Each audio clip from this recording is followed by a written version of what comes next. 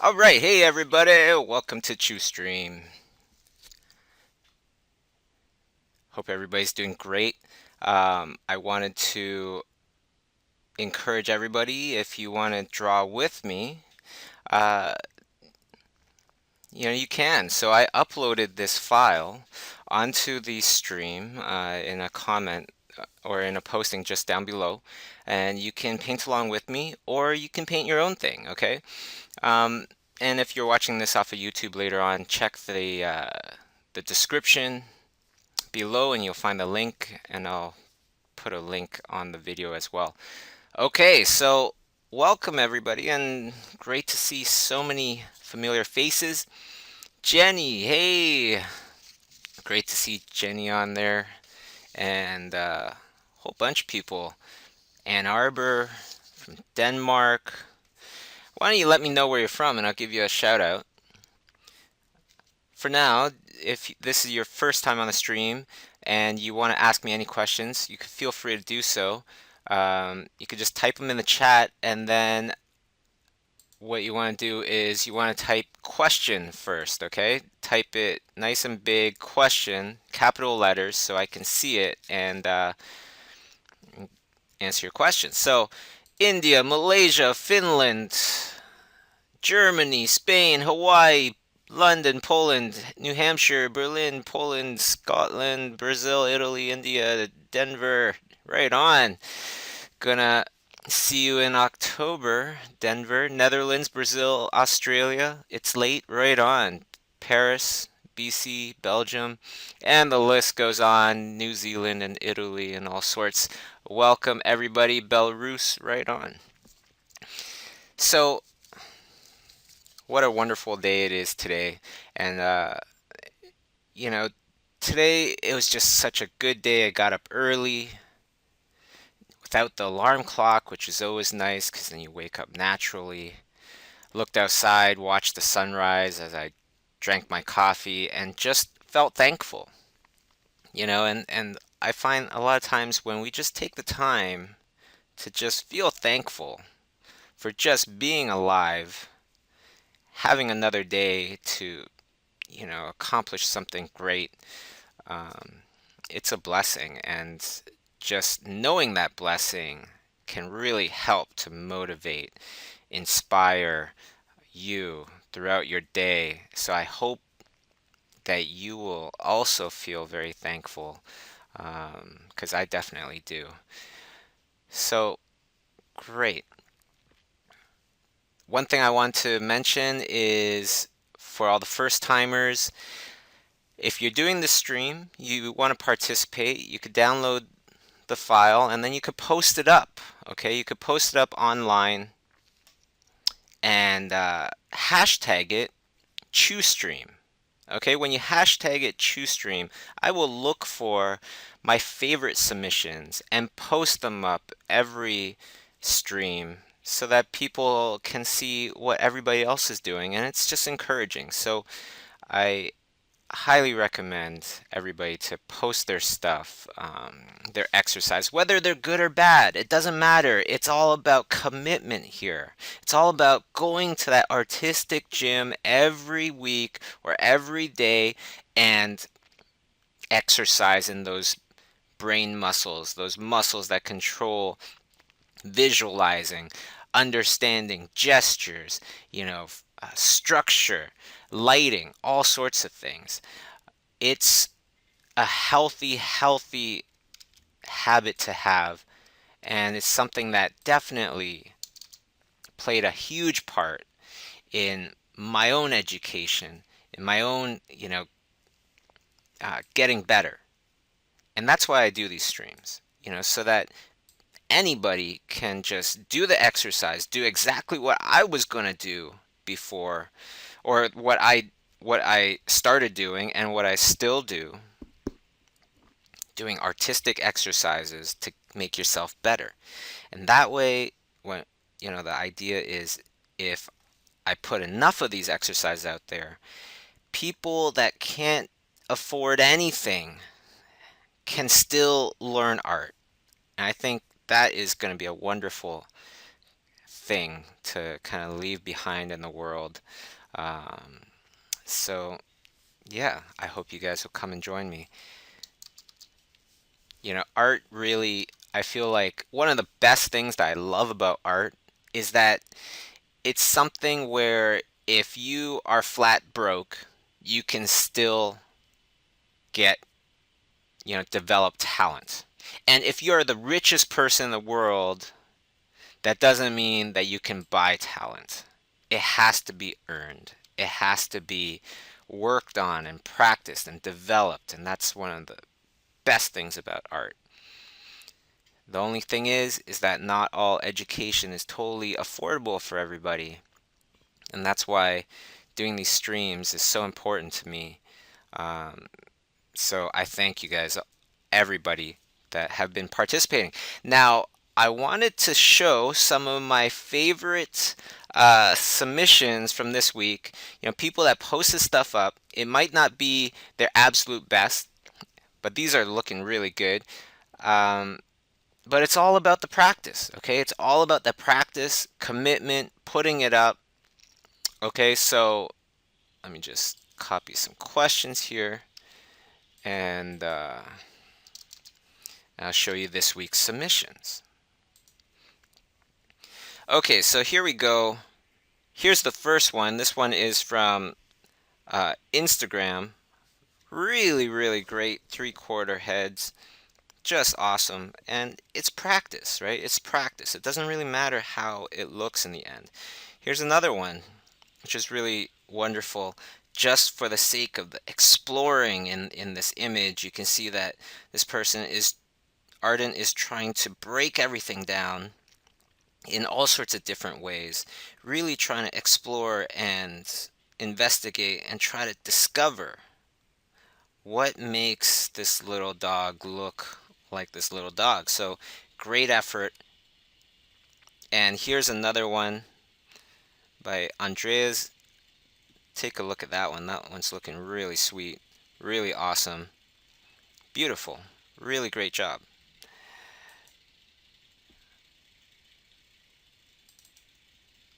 Okay, so let's go to some of the questions here. And first question goes, I've never painted before with the exception of crayons. Which Schoolism class would you recommend to get my feet wet? Well, I think I would recommend Drawing Fundamentals is a great one. Uh, a lot of people have been choosing Dice Tsutsumi and Robert Kondo's Painting with Light and Color as a really nice one. That one could be a little bit more advanced, perhaps. Introduction to Digital Painting, if you want to do digital painting. I also teach digital painting techniques, which is also very much, you know, suitable for beginners as well as professionals, because most of these classes really it's all about learning how do the instructors do whatever it is that they do. Not necessarily about, okay, here is how to paint ducks, and this is the only way to paint ducks. So that way, the class is friendly for beginners as well as intermediate to professionals, which is great. Okay, let's go on to the next question here, which is drawing every day in a cafe enough to become a professional artist? Depends on what you want to do. You know, I highly believe in observational sketches, but at the same time, it's like going to the gym. Okay, observational sketches is kind of like going to the gym. If you just go to the gym and you do exercises that are no good, not effective, then you're not going to get as much out of it, even though you go to the gym every day.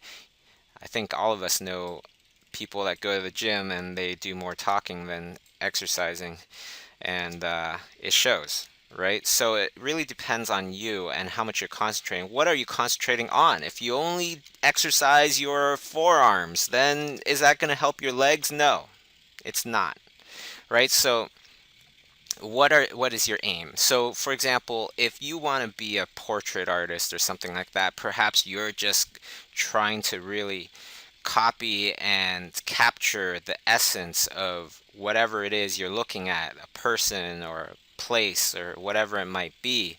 Um, and that's great. But if what you want to do is like concept art for, say, creatures, like what I do, I don't think that that wouldn't be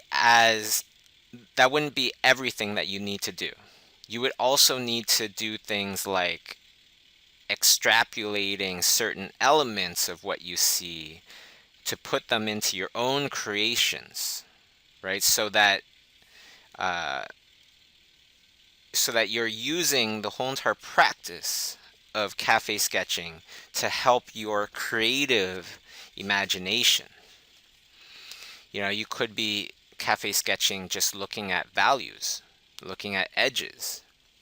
So it's just very important to kind of keep that in mind, that going cafe sketching, going life drawing is like going to the gym. What do you concentrate on is the kinds of exercises you're doing at the gym, right? And you want everything to have a purpose to it. You have a goal in mind. What kind of body are you trying to develop, so to speak, except the body is the brain in this case, you know? Yeah, that's that's what I'd say. Let's go on. Actually, before we go on, um, one big thing to point out is real education doesn't end, a- you know, after you're out of school. School is only one lesson through the course of life, which really, to me, that means that school is like grade one. And there are, multiple grades that a person can go throughout their lives. Now, they could just live off of a, a grade one education if they stop learning and things like that, but I don't suggest it. It's important to educate yourself. And does that mean that you have to go to school? No, it means to search for knowledge, to have a constant search for knowledge. And a lot of times people find that at schools, but a lot of times people find that just through life as well. So keep that in mind, okay? Now let's go on to the next question. So the next question says, how do you train perspective skills? Well, I think a big part of that is really structure. One of the interesting exercises I had when I was a student just starting in animation school was my teacher told us to draw 10 boxes rotating in space. Now we know that as things get further and further away from us, they're going to get smaller. But we also know of these, or most of us know of the rules of perspective, 1 point perspective, 2 point perspective, and so on. And they have to line up to vanishing points and so on and so forth. But a lot of times, when you're just concentrating on that, you create forced perspective. Forced perspective is not good, right? Forced perspective does not feel real. Or it's not that it's not good, but it doesn't feel convincing. It doesn't feel real when things are super forced just because of the perspective vanishing points.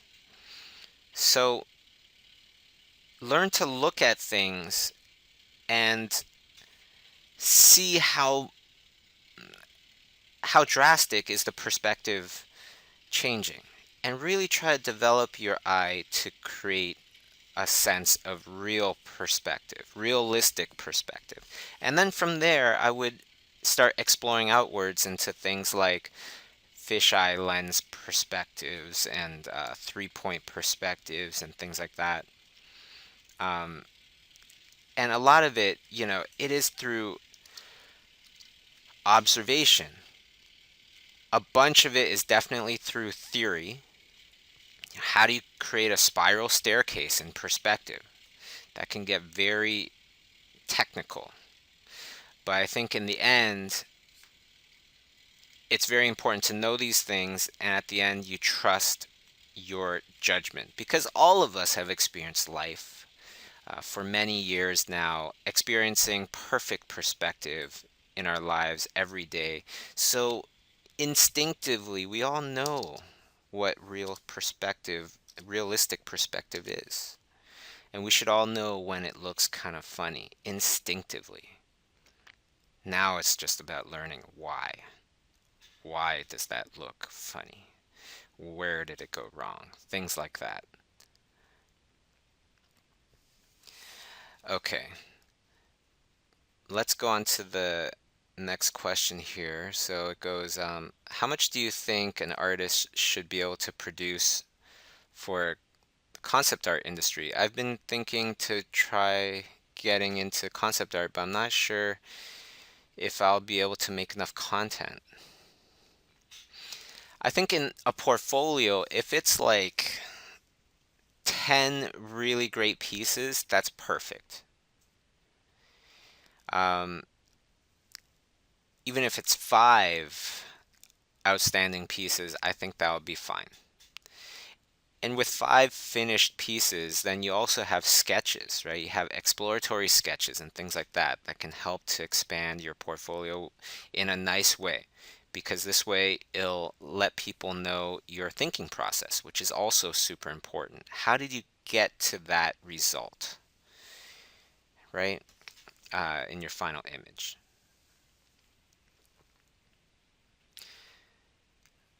Let's see here. Just copying some questions. Now, if you asked me questions already in the chat, give it some time. Don't paste it in again because there's just a bunch of questions that I need to get through before I probably get to yours. Okay, so next question is, it really helps to stay oh, okay. The streams really helps this person stay motivated. Right on. I'm super glad for that. Now, how would you say, the question goes, how would you say your animation studies influenced your illustrations? Like the principles, for example. Really, I feel like I said before, uh, school is only one lesson through the course of life. So how did it affect my art? I feel like it affected it a tiny bit. Did I learn digital painting in school? No. I was actually the first to teach digital painting in my school, and I actually taught a bunch of the teachers um, that taught at that school. So I really feel like put yourself onto a road of a search for knowledge. You know, I definitely, don't want to do these streams to make plugs, but I'm going to give a plug because it's just such a no-brainer. Schoolism subscriptions. This is something that we started this year, which has really taken off tremendously. Like I said before, I believe that art education should be accessible and affordable to the masses. And it should be about our effort that really determines, if you become a good artist or not. Not if you had enough money to pay for, a $50,000 a year, uh, college or whatever it might be, even though a lot of those colleges are really great. It shouldn't be about that. You should be able to get the best knowledge out there, especially with the amount of sharing possible through the internet and things like that. And it should be about your effort. So, Schoolism subscriptions, we opened it up a little while ago, and you can subscribe to any course on Schoolism, taught by literally like many of the industry's best, teaching their lessons, giving you assignments to develop your skills, and it's for a monthly fee of $12 a month for a 1-year subscription. How can you go wrong? Right now, they are not available. We had to close it up for now because of the overwhelming demand, which was awesome to see. Uh, just reaffirms to me that we're doing good things. But the subscriptions will be opened up later on this month, probably towards the end of August. And get on the mailing list, get on the newsletter. I'll put a link in the video for YouTube to sign up for the newsletter to be in the know, to know exactly when it opens up. And you know what? Once it opens up, get on it. Opportunities don't last forever. And you have to know when to go after them at 100% effort, 100% intensity. Get on those subscriptions. $12 a month is less than a textbook. And take full advantage. Just gobble up that knowledge, and you'll see what kind of a difference it'll make. Okay. But like I said, it's not open right now. So don't ask me where to buy these subscriptions right now. Get on the mailing list, and once it opens back up, you'll be the first to know. Okay, so let's go on to the next question. Um, okay, this question is about actually the Kickstarter. So we started the subscriptions from a Kickstarter that did really well, and this person bought a Schoolism class in a Kickstarter. And he says, or she says, I haven't started it yet. I want to start in January next year. Is that okay? Specific questions like this about the Kickstarter and things like that, you can definitely start if you bought the subscription on Kickstarter only. You can choose the month that you start your subscription. Email info@schoolism.com for these kind of requests. Because if it goes through me, you'll get your request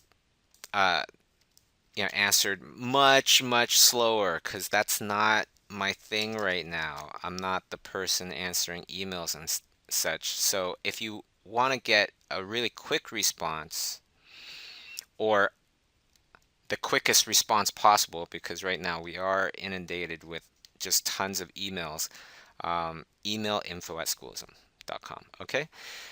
Next question here is morning, Bobby. What was your goal when starting your studio, and what were the first steps to becoming an established studio, and what were the first projects?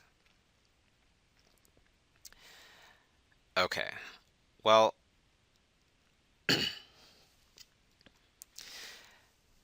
bunch of questions here. What was the very first goal when starting the studio? The very first goal when starting the studio was to work in movies, to do character design for films. Now, how did that, let's see, what does this say? It says, what were the first steps? First steps, it starts with a plan. Start with a plan all the time. Don't just try things. If you just try to just casually be a superstar,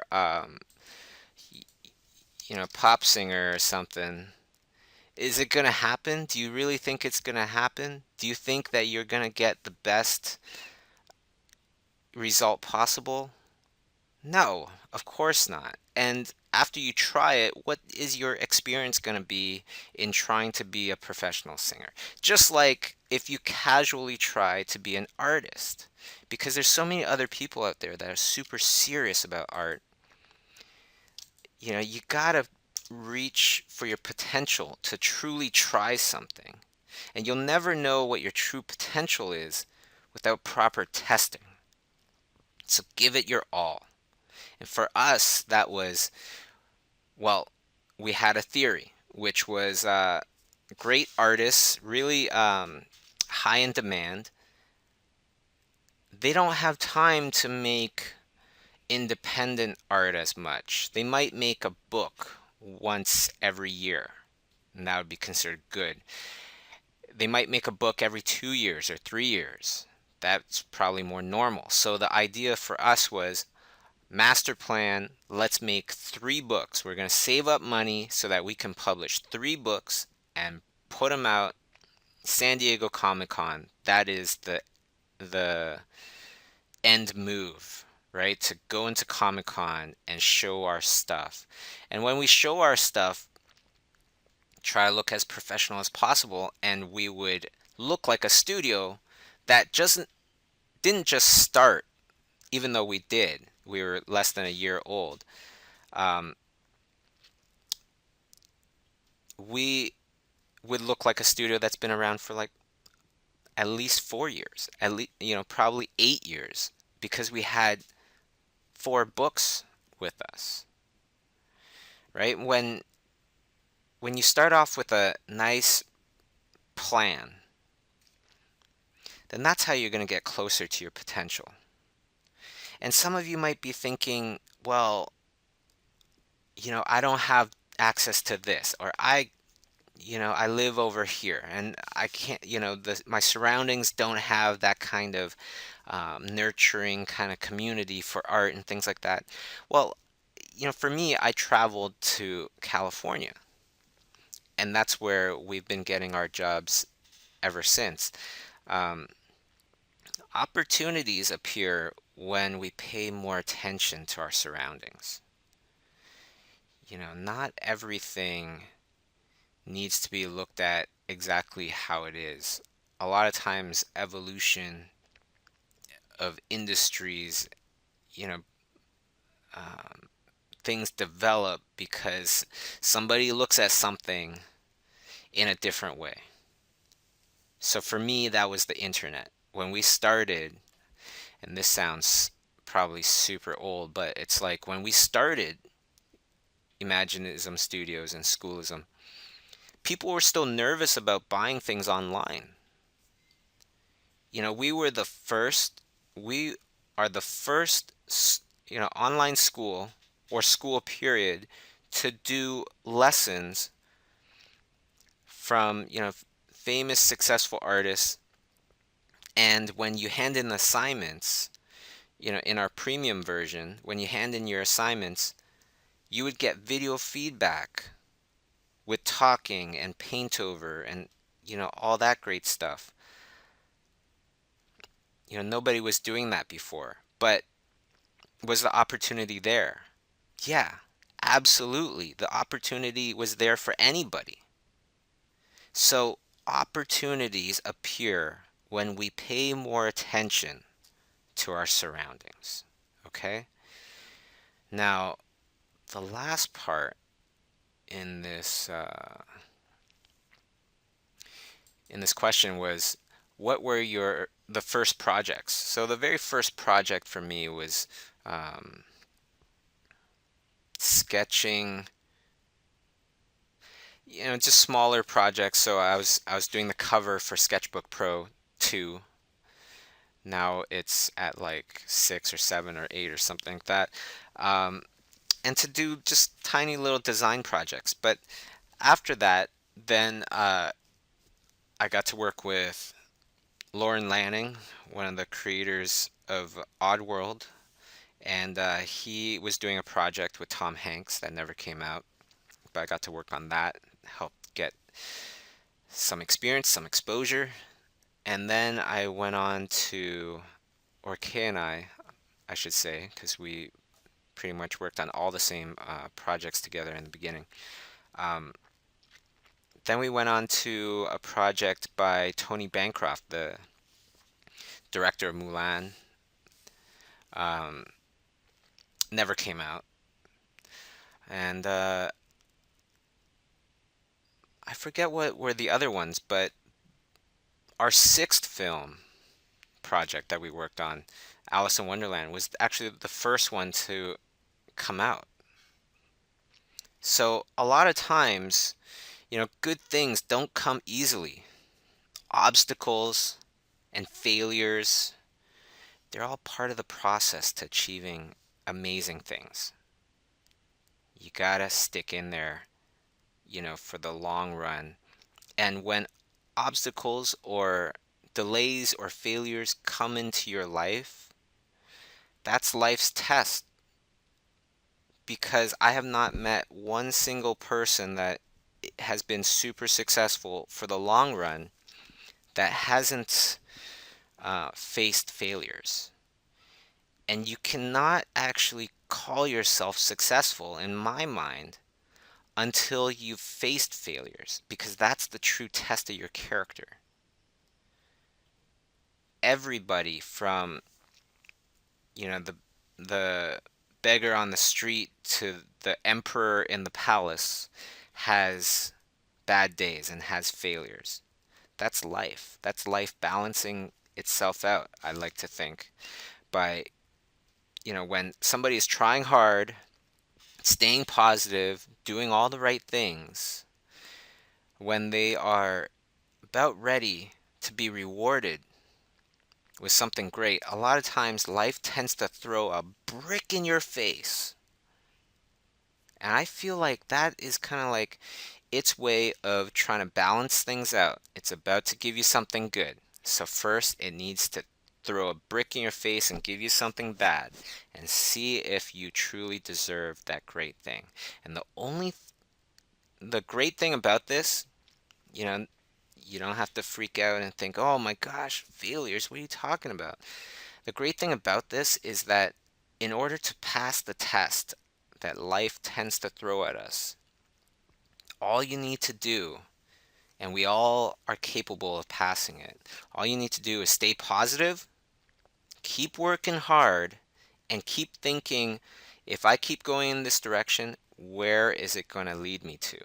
Because you want to constantly not just run your fastest, work your hardest, but see what you're working towards, see what you're running towards.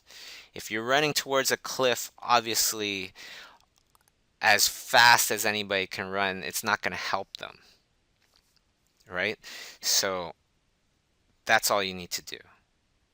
So we do not need to be afraid of failure, because as long as we're trying our hardest, I feel like a lot of times failures or setbacks are just life's test to even things out. How weird would it be? How much of an anomaly would it be to meet a person that's never failed in anything at all, and has always been having great days? That would be a complete anomaly, right? So, and come to think of it, anybody that's an artist has failed so many times and passed it so many times. And every time you overcome a failure, you get back up, you dust yourself off, you put on a big smile, you get stronger. All of us get stronger this way. Okay, so let's go on to the next question. What's the best way to implement things you've learned? That's the next question. Well, everything that I was just saying, but I guess also what we can kind of add to this is that passion needs focus. Okay, passion and energy need focus and direction to get things accomplished. Think about what your focus is. Think about what your direction is. That's all we need to do. The more time goes by, the more I realize that the most important things to becoming a great artist is not necessarily the skills. The skills, a lot of times, they come because of great philosophies that people have about what their goals are, what is their own ideal version of success, and things like this. An idea or a philosophy can change not just a person's life, but all of society. Just like Um, just like, when America came together and had their independence, that's going from a super long history of countries that were ruled by kings and queens and royalty and things like that to something where there's elected officials, right? Just one philosophy can change the whole world. Same thing with communism. Communism, this philosophy changed many different countries. Whether things are good or bad is up to you guys, of course, but I'm just giving you some really great examples of such. And the cool thing is that now we're able to, share our philosophies so much easier than before. Okay, let's go on to the next question here, which is what's the next question? So, I'm having trouble figuring out where to go. I can't finish my portfolio because I'm having a hard time deciding what to do. Everything looks great to me. I had this um, I had this issue before as well, and same with many, many others. It's like I don't know what I want to do yet because I don't know enough about the other things, the other subjects to really know where I want to go, perhaps. Or perhaps I like everything. I can't decide on what to focus on. You know why I feel like Forrest Gump would be super successful if he was a real character, a real person? Because that person had laser beam focus. And he would just concentrate on running, perhaps, and then just start running and running and running and running and running and just do amazing things. He likes ping pong, starts doing ping pong, and then becomes amazing at that too. But look at his life in the film, which I know it's fictional, but I think this part would be very, very realistic. The person concentrated on one thing at a time. And in the end, he knew many different things. He was able to be extremely good at or master level at many different things. And I feel like that's the same thing with art. Just decide on one thing first. Think of it as you do not have to commit to it. It's just what you're going to do first. Okay, and get really good at that. And every time you start thinking about some other subject, you got to shut your brain up and say, listen, we are going to keep doing this one for however many months or whatever until we get super stinking good at it. Whatever else you want to do, save it for later. And you could totally do it later. And really, when people see how good you get at one thing, they have much more confidence in you in mastering, learning, or whatever another thing. And don't think about how hard something is. Don't think about, your success rate and things like that. Successful people don't think about these kind of things. They don't think about failure as much. Successful people think about success much more than they think about failure. Of course, also, it is important to think about the chances of failure and stuff like that. But what I'm saying is, you got to be brave sometimes. You got to look at your what you feel, common sense, what do you feel is right and what do you feel is possible? And then once you think it is possible, don't don't give in. Bulldoze ahead. Get out of your comfort zone. Everybody has a certain comfort zone, but growth comes when you go past your comfort zone. It doesn't come when you just hover in your comfort zone, okay? Growth happens when you start doing things that are outside of your comfort more than you were doing before, things like that.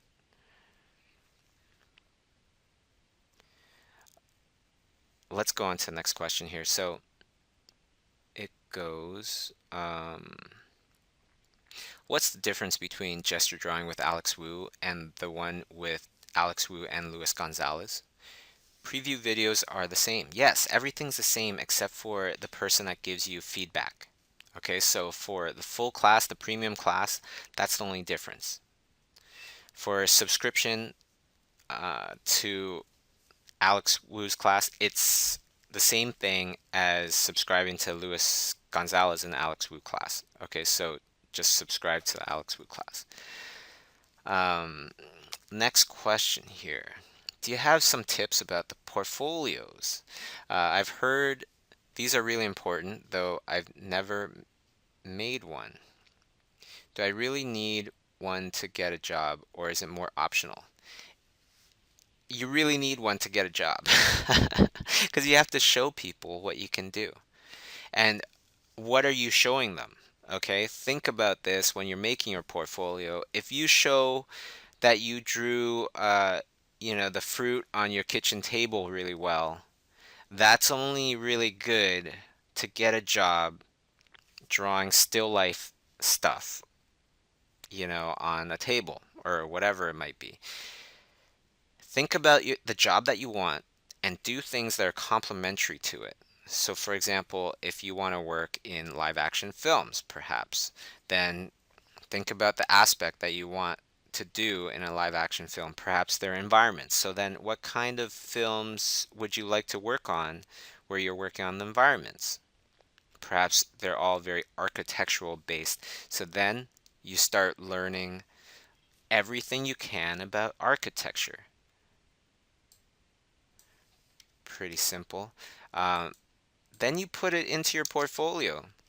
Now, if you only put in things where you're copying, it's observational uh, copying, then it's not going to go as well to get to work in a film because that's not what people do in films. People can do that as well as create buildings, create all this stuff that has never existed before. So you need to show those skills as well.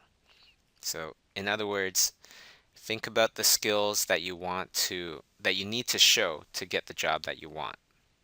Which also means that you would make a different portfolio depending on the job that you want. Okay?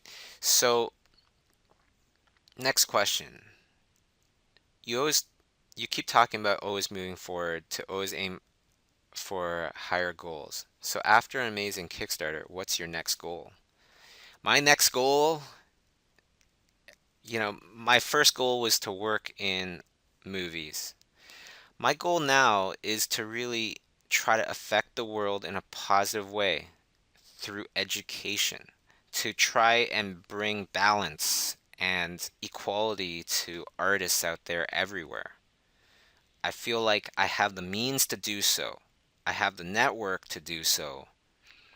So it's kind of become, it feels like a duty to try to accomplish this since I have the means to do so. And first, it's to make education not just accessible, which was the first goal, but now it's to make education affordable. And not just any education. This is schoolism education. This is professional education from the industry's best. To have this constant search for knowledge, to search out these masters and have them share with us their knowledge that has taken them years and years and years to develop. I feel like once we can do that, it's going to change the industry of art because it's going to turbo boost every artist out there that's hungry. It will probably also create a bigger gap between the bad artists and the good artists because now when we make education, great education, readily available, I have a really big feeling that there's going to be students out there, artists out there that are going to gobble this up and really supercharge their brains so that they advance on such high, quick levels of evolution in their art. And then others that spend their time doing things that aren't productive, they're going to feel that gap more and more and more. So, on one hand, it might be harder to become a great artist because now there's a lot of really great artists. But on the other hand, now everybody has an opportunity to become an amazing, fantastic, great artist because now the education, the knowledge is available. To learn how to paint and draw just by yourself, just by trying to paint and draw, it's going to be super difficult, and I doubt you would really get anywhere in the grand scheme of things. You know, our whole civilization has thrived on standing on the shoulders of giants before you, taking their knowledge and evolving it further. So there you go. And then my next goal after that is more of the same, to try to give everybody a fair shake, right? To give everybody the fairest chance possible to have a successful career in art. Um, that's my next goal, and I know it's a big one, but you have to. Well, for me, I feel like I have to take this life that I have and try to push it as far as I can. So why not? Life is an opportunity given that to us by some miracle out there, besides my parents, some miracle out there that somehow lets us be not just living beings, but conscious living beings, knowing where we are and stuff like that. It's such an amazing opportunity, and really every day is filled with opportunities. Get going, don't waste the time. Okay, so um, the other thing I want to mention here is that I'm doing color for this one, okay? And you can do it too. And the whole entire idea behind this one specifically is that it's a monochromatic painting. I know that sounds super simple. Monochromatic painting just means that you're using one hue and you're staying within that one hue to create something. Okay, but it doesn't just mean lighter or darker shades of red, because that's the hue that I'm using. This means that you're also playing with the idea of gray. And what happens when you add gray into a red monochromatic painting? It becomes cooler, comparatively, right? So you can use that to your advantage as well. Or pale things. So how are you going to use this to create a painting? And you could feel free to do a monochromatic painting as well. And slowly, slowly, we're going to do a few more of these before we get into other color schemes and using other color schemes to create great illustrations. And if you've been watching from the beginning, you can see that these exercises that I've been doing, and I've posted them on my YouTube page. If you go to youtube.com /digitalbobbert, you can find my YouTube page there, and there's a playlist on there that says drawing exercises. And there's a whole bunch of exercises there. If you start from the beginning, it's about visualizing, visualizing, visualizing, all in grayscale. Now it's all about visualizing, visualizing, visualizing, and starting to bring in color. So it's this gradual process. Okay, let's go on to let's go on to the next question here.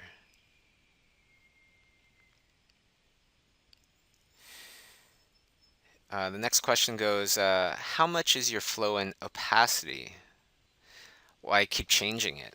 So, you increase your flow if you you increase your flow if you want your paint strokes to be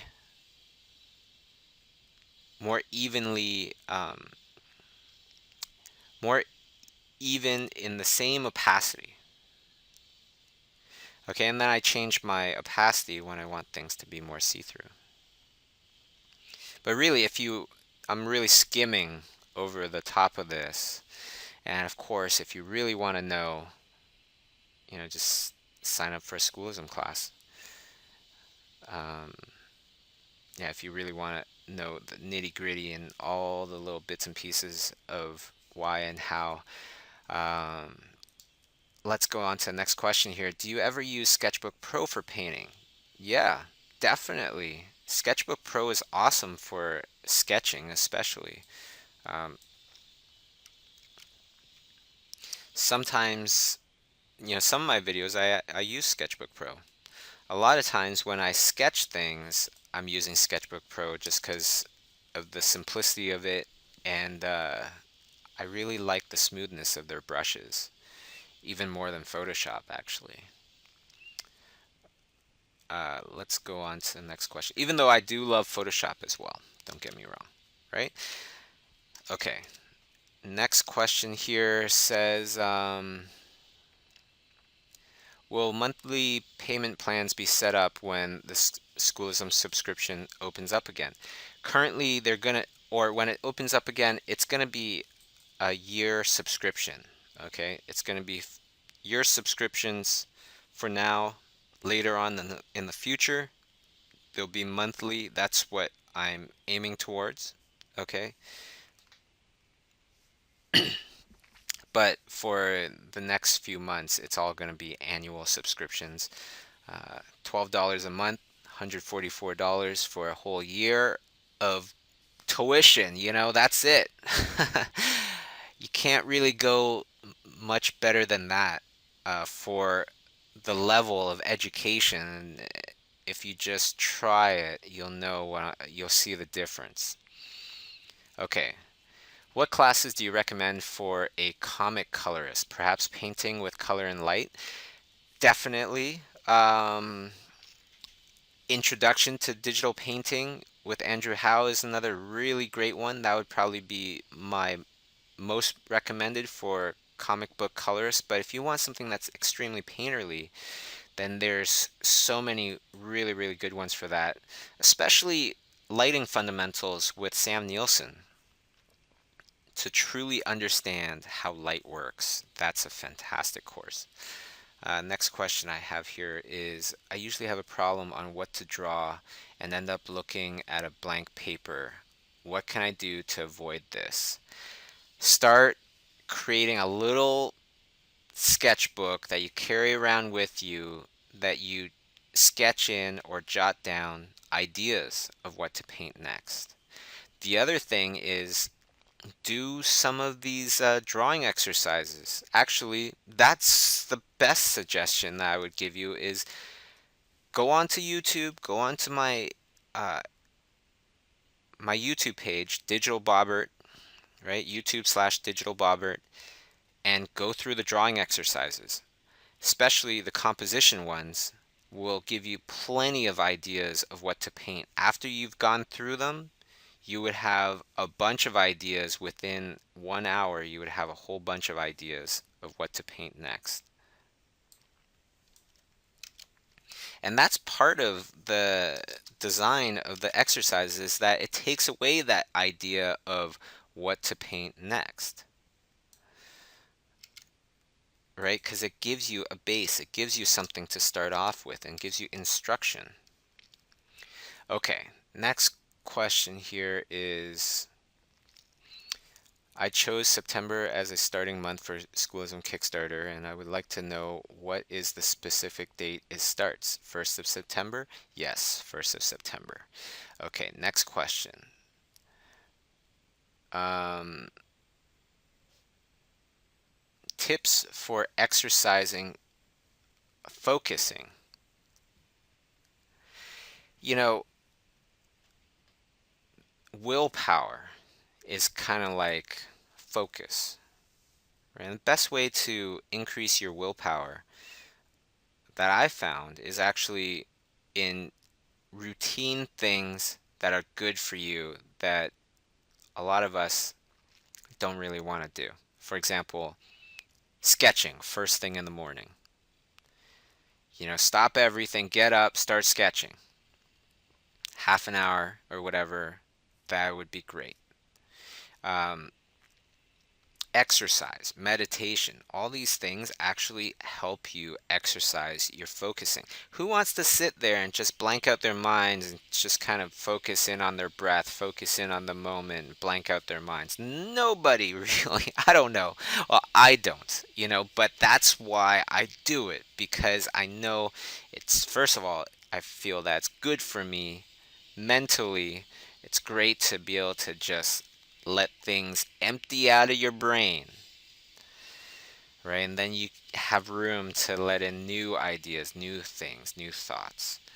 Um, but as well, yeah, it really helps me to increase my willpower because I'm exercising and things like that. And one tip is make it easier to do those things that you don't want to do and harder for you to do the things that you wish that you wouldn't do anymore. For example,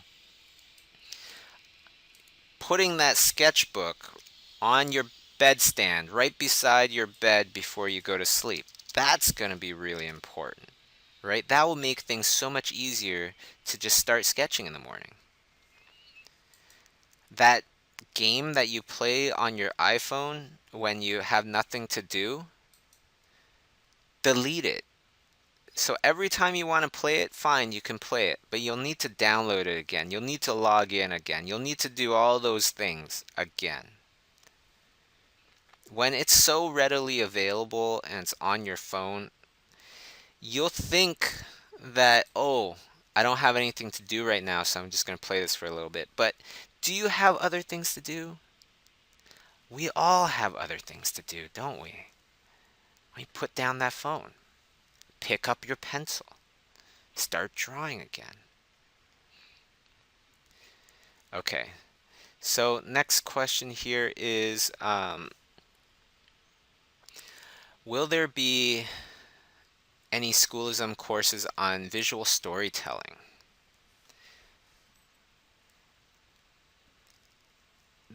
You know what, there's one right now, Sam Nielsen lighting for concept and story, which is fantastic.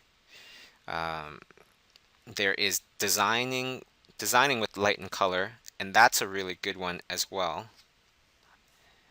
There's, oh, and of course, next year, holy smokes,